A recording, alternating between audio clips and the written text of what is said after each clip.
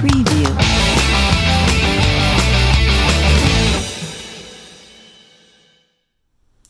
Good morning. Here is your daily devotion. Today's reading comes from the book of Job, chapter 42, verses 1 through 9. Then Job replied to the Lord, I know that you can do all things. No purpose of yours can be thwarted. You asked, who is this that obscures my plans without knowledge? Surely I spoke of things I did not understand, things too wonderful for me to know. You said, listen now, and I will speak.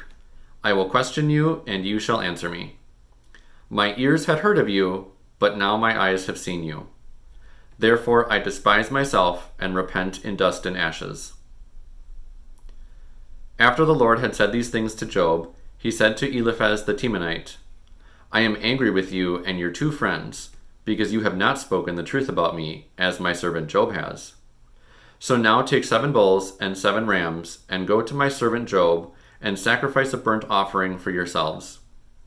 My servant Job will pray for you, and I will accept his prayer and not deal with you according to your folly.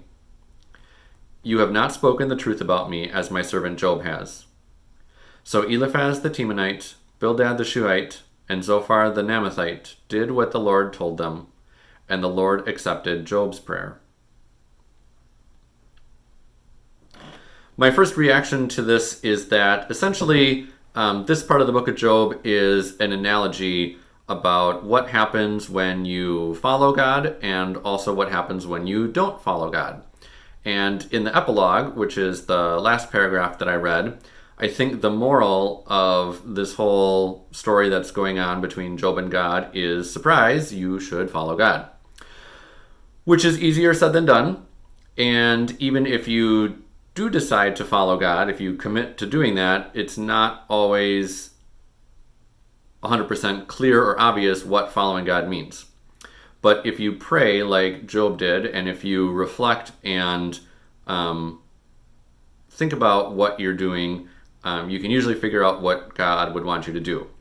So the next time, I guess the takeaway from this is that the next time you are